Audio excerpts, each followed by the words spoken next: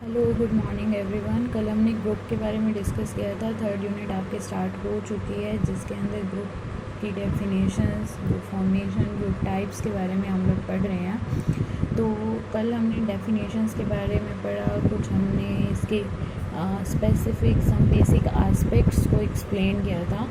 आज मैं आपको टाइप्स ऑफ ग्रुप के बारे में बताना चाहूँगी। बेसिकली जो टाइप ऑफ ग्रुप्स हैं, इसको कोलिन 1909 में 2 पार्ट्स में डिवाइड किया था, that is primary group and secondary group. नाम इसको हिंदी में हम बोलेंगे प्राथमिक समूह और इसको हम बोल रहेंगे द्वितीयक समूह। प्राइमरी समूह या फिर प्राइमरी ग्रुप या प्राथमिक समूह जिसको आप बोलते हैं, ये एक ऐसा समूह होता है जिसके बीच में जो समूह के सदस्य हैं उनकी इंटरेक्शन बहुत ज़्यादा होती है, आमने सामने एक दूसरे के रहते हैं और इनका स्पेसिफिक एक कॉमन गोल होता है। फाइन। अब इसके कुछ कैरेक्टरिस्टिक्स हैं, कुछ एक्सटर्नल कैरेक्टरिस्टिक्स हैं, बाहरी रूप से विशेषताएं होती हैं और कुछ आंतरिक विशेषताएं हैं। तो जो सबसे पहले मैं बाहरी जो कैरेक्टरिस्टिक्स हैं उनको हम एक्सप्लेन करेंगे।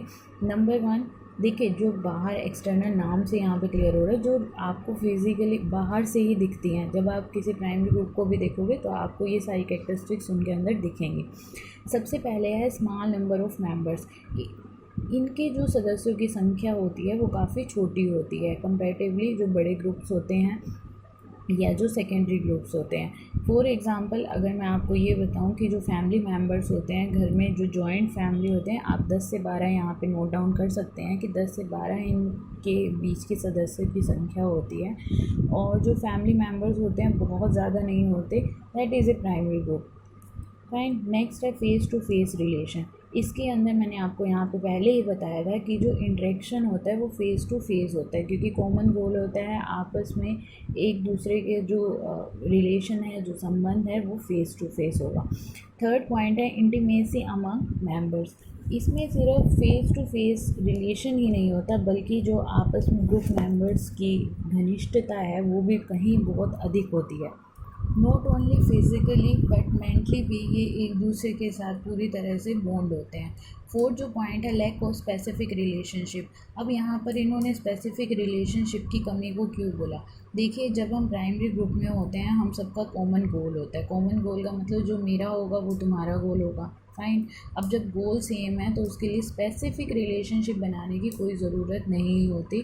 सबके साथ सेम टू सेम रिलेशन, मेरा जो ग्रुप के एक व्यक्ति के साथ रिलेशन है वैसा ही उसी ग्रुप के दूसरे व्यक्ति के साथ भी सेम वैसा ही रिलेशनशिप होता है, संबंध होता है। नेक्स्ट है trait of relatively more stable.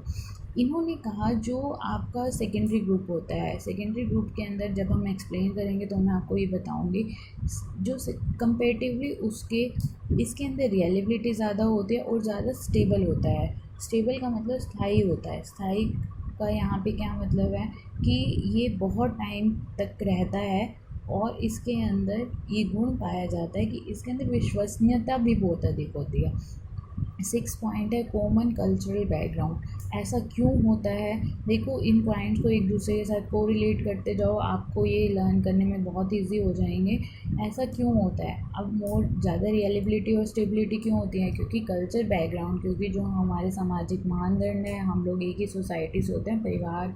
जब आप मैं प्राइमरी के अंदर एग्जाम्पल दे ही चुकी हूँ कि मान लीजिए आपकी फैमिली एक ही कल्चर है, एक ही बैकग्राउंड है। जब हमें हमारे नॉर्म्स एक हैं, हमारे रूल सेम है, कल्चर एक है, तो हम एक आपस में एक दूसरे के साथ जो लिंक है वो भी बहुत अच्छा होता है। इसीलिए जो प्राथमिक ग्रुप के सदस्य होते हैं उनका कॉमन कल्चर बैकग्राउंड की वजह से आपस की जो संबंध है बहुत अधिक पीक लेवल पे होते हैं, हाई होते हैं, उच्च कोटि के होते हैं।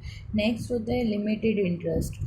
लिमिटेड इंटरेस्ट का यहाँ पे क्या मतलब है? इनका जो आपस में इंटरेस्ट होता है, मान लीजिए कि हम लोग प्राइमरी ग्रुप के मेंबर हैं और हम लोगों का जो गोल है वो सेम है, ठीक है।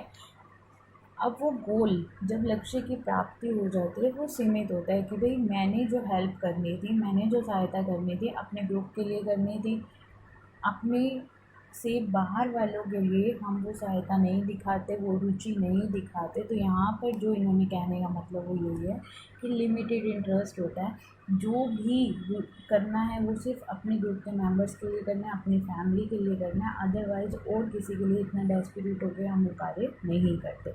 ये थे हमारे कुछ एक्सटर्नल कैरेक्टरिस्टिक्स। अब मैं इंटरनल कैरेक्टरिस्टिक्स की बात करूँगी। सबसे पहले आता है common wishes and interest. Internal के नाम से ही क्लैरिफाई हो रहा है, जो आंतरिक रूप से होंगे, जो पर्सनली व्यक्ति से संबंधित होंगे।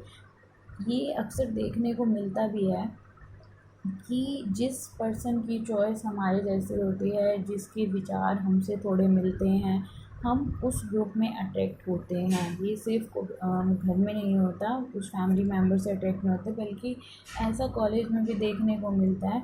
जो विशेज़ हैं वो कॉमन होती हैं, इंटरेस्ट सेम होता है, इसीलिए प्राइमरी ग्रुप बनते हैं। ये उनकी विशेषता होती है क्योंकि सबका गोल कॉमन होता है, जबकि इच्छाएं सेम होती हैं। नेक्स्ट है स्पॉन्टेनिटी इन रिलेशनशिप। सहजता होती है। सहजता का मतलब बिल्कुल निस्वार्थ होता है। निस्वार्थ का यहाँ पे कहने का मतलब है कि जो आपस में संबंध है उसमें कोई स्वार्थ की भावना नहीं होती। ठीक है, जैसे माँ का अपने बच्चों के लिए प्यार होता है, पिता भी अपने बच्चों से प्यार करता है, लेकिन बच्चों से कुछ वापसी एक्सपेक्ट नहीं करते कि हमें भी बदले में ये चीज़ चाहिए। तो ये प्राइमरी ग्रुप की एक इंटरनल कैरेक्टरिस्टिक्स है। नेक्स्ट है पर्सनल रिलेशनशिप। सबके साथ एक अच्छे पर्सनली रिलेशनशिप बनते हैं, संबंध बनते हैं। इसी तरह स्ट्रॉन्ग फीलिंग ऑफ कोऑपरेशन, सहयोग की भावना। जब इतने ऊपर सारे पॉइंट्स हमने देख लिए, एक्सटर्नली इतने सारे बेनिफिट्स हैं, कैरेक्टरिस्टिक्स हैं, तो कोऑपरेशन सहयोग की भावना अधिक होती है। उनके लिए बुरी फीलिंग का मतलब होता है हम की भावना। अगर किसी एक के साथ बुरा हो रहा है तो हम उस चीज़ को टॉलरेट नहीं कर पाते, और उस चीज़ की कई बार तो ऐसा होता है ग्रुप में कि आप गलती एक ने की होती है और आप सब उस चीज़ को अपने ऊपर ले लेते हैं कि भाई नहीं नहीं ये गलती मुझसे हुई है। फाइन, तो इस तरह की आपको देखने को मिलते हैं। Feeling of solidarity and security. सुरक्षा की जो भावना होती है और एकता की जो भावना होती है वो देखने को मिलती है। गलती की है तो उसका भी आप सब कुछ अपने ऊपर लेते हैं, और साथ साथ अगर कुछ अच्छा होता है तब भी यूनिटी के साथ आप लोग आगे बढ़ते हैं। वो सब चीज़ें जो ऑपरेशन वाली भावना है आप सबके अंदर, ये फीलिंग होती है प्राइमरी ग्रुप में कि भाई कुछ अच्छा होगा तब भी ग्रुप इज़ रिस्पॉन्सिबल, एंड अगर कुछ बुरा होता है तब भी वही। अगर जब हम एक ग्रुप में रह के कार्य कर रहे होते हैं तो नो डाउट हमारे अंदर सुरक्षा की भावना अधिक होती है, क्योंकि हमें ऐसा लगता है कि हमारे को कोई कुछ नहीं कह सकता। नेक्स्ट है पॉसिबल मैक्सिमम कंट्रोल। ऐसा क्यों कहा इन्होंने? जो नियंत्रण की भावना है उसकी पॉसिबिलिटी बहुत अधिक होती है। क्यों होता है? जब आप प्राइमरी ग्रुप के मेंबर होते हैं तो उसके अंदर हम अपनी बात को बिना हिचकिचाहट के दूसरों के सामने रखते हैं और दूसरों की बात को मानते भी हैं। हमें ऐसा लगता है कि दूसरों के ऊपर हमारा कंट्रोल है, उस ग्रुप के मेंबर्स के ऊपर हमारा कंट्रोल है, नियंत्रण है, और वो हमारी बात को अच्छे से समझेंगे और मानेंगे।